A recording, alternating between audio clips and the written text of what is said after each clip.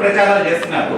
అయితే ఈ 8,000 నుంచి ఇతను మొబైల్ ఫోనే కాకుండా దాంతో 2 years వారంటీలు, NDM సాఫ్ట్వేర్లు, పౌచ్లు, స్క్రీన్ గార్డులు, ఇంకా 4-5 యాక్సెసరీస్ పెట్టి వాళ్ళు కోట్ చేసారు.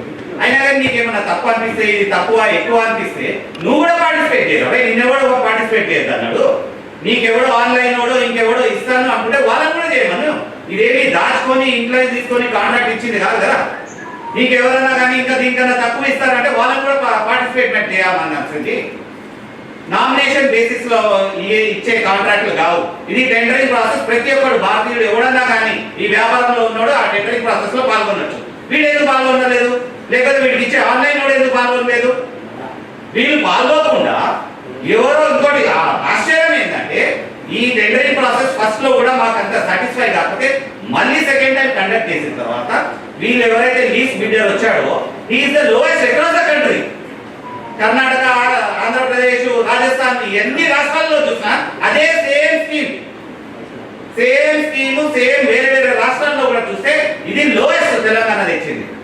ఇంకంతా చేతన్ అయితే ఆన్లైన్ ఉందో ఇంకేమనుకో చేతన్ అయితే వాళ్ళు కూడా పార్టిసిపేట్ చేయమను.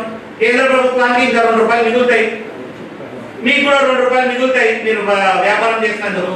మీరు చేత కాకుండా ఏదో ఏమి బేస్లెస్ గా ఏ టెండరింగ్ ప్రాసెస్ ఫాలో కానట్టు వీళ్ళ ప్రభుత్వంలో వీళ్ళు నామినేషన్ కి బేసిస్ లో ఇచ్చినట్టు, ఇన్ఫాక్ట్ వీళ్ళ ప్రభుత్వంలో నామినేషన్ బేసిస్ లో ఇచ్చింది.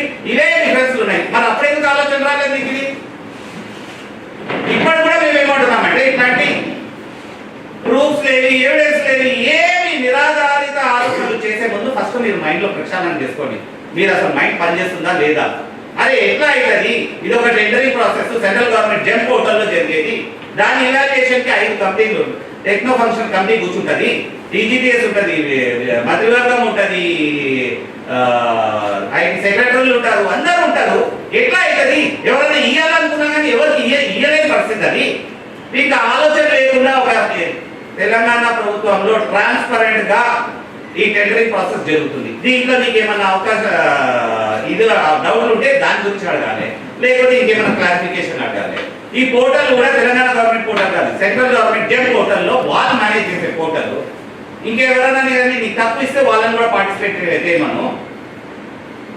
అయితే ఈయన సీతాకాపంరెడ్డి శ్రీనివాస్ రెడ్డి గారు అసెంబ్లీలో వీళ్ళని గట్టిగా ప్రశ్నిస్తా, వాళ్ళు చేసిన తప్పులన్నీ చూపిస్తా ఉంది. దాన్ని డైవర్ట్ చేయడానికి ఈ కేసు పెట్టారు. తర్వాత మళ్ళీ ఇవన్నీ డీటెయిల్స్ లోకి వెళ్ళి ఇప్పుడు వాళ్ళ మీద కూడా దాని మీద కూడా లీగల్ కేసు ఏమంటున్నాం, ఎవరిని వదిలిపెట్టేది లేదు. గుర్తుపెట్టుకోండి, ప్రతి ఒక్కరిని కూడా ఎవడైతే తప్పుడు ఆరోపణలు చేస్తున్నాడో వాళ్ళని వదిలిపెట్టేది లేదు. వాళ్ళని ఖచ్చితంగా కోర్టుకు లాగుతాము, వాళ్ళకి శిక్ష ఇప్పిస్తాము. రెండవది బీఆర్ఎస్ కార్యకర్తలు కూడా చెప్తున్నా, ఇట్లాంటి ప్రశాంత్ లాంటి వాళ్ళు తప్పుడు ఆరోపణలు చేసి మిమ్మల్ని మభ్యపెట్టి అక్కడిక్కడ తీసుకపోతే దయచేసి మీరు కూడా అట్లాంటి వాటికి ఇది కాకండి. రేపటి రోజున మీరు కూడా బలైతారు. దాని గురించి ఎవరెవరైతే తప్పు చేస్తారో వాళ్ళందరినీ ఖచ్చితంగా జైల్లో వేపిస్తాం. తర్వాత ఇదే సందర్భంగా కాంగ్రెస్ కార్యకర్తలకి, సోషల్ మీడియా కార్యకర్తలకి అందరికి చెప్పేది ఏంటంటే ఎవ్వరు కూడా ఇట్లాంటి సంఘటనతో అధైర్యపడకండి. మన ప్రభుత్వం అద్భుతంగా పనిచేస్తుంది. మన నాయకత్వం ఇప్పుడు కూడా 12 గంటలు రోజు కష్టపడి పనిచేస్తుంటే వీళ్ళకి ఏది లేక సోషల్ మీడియా పరంగా తప్పుడు ఆరోపణలతో వీళ్ళు చేయడం తప్ప ఇంకా వీళ్ళు చేసేది ఏమీ లేదు. తెలంగాణ ప్రజలకు వీళ్ళు చేసే ఆరోపణలతో ఏమీ ఉపయోగం పడేది ఏమి లేదు.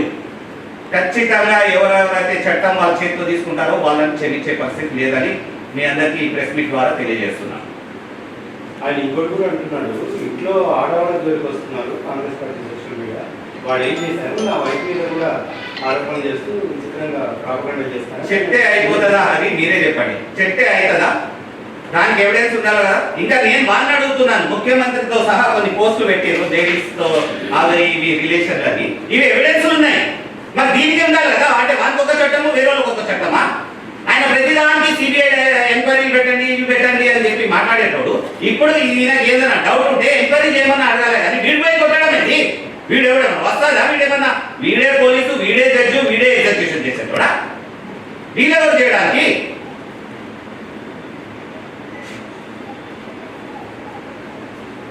ఇంకోటి ఆ కింద లేడీస్ కొన్ని వీడియోలు మీకు షేర్ చేస్తాను, అన్ని ఈ గ్రూప్లలో మీడియా గ్రూప్లలో కూడా షేర్ చేయండి. పెద్ద మనుషులు వాళ్ళ తల్లి అందరు కింద నాయన వదిలిపెట్టు దండం పెడతాము అని వాళ్ళు ప్రాధేయపడుతున్నా కానీ వీడు వాళ్ళని ఇంపించుకోకుండా పైన అరే లాగండి రావండి కిందకి రాండిరా, ఎవడా నువ్వు తింటా అన్నం తింటాలేవా రా కిందికి రా అని బెదిరిస్తూ ఉంటాడు.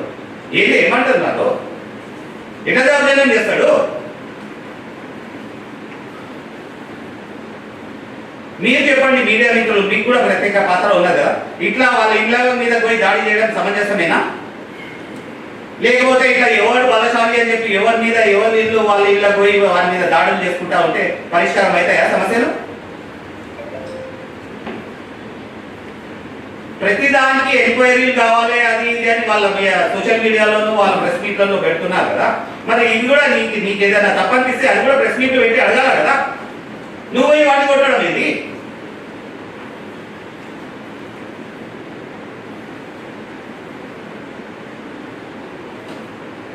ప్లస్ నేను చాలా సార్లు చూస్తున్నాము, నేను కూడా ఒక్కపడుతున్నాం. సోషల్ మీడియా వేదికగా ప్రభుత్వం చేసిన ప్రతి పథకం మీద తప్పుడు పోస్టులు పెట్టడము, ఏఐ వాడి తప్పుడు ఇది చేయడము, ఏజెంట్ రోబోట్లు వాడి ఇది చేయడము. మేము కూడా చేయాలనుకుంటే కానీ అది కరెక్ట్ అయిన పద్ధతి కాదు.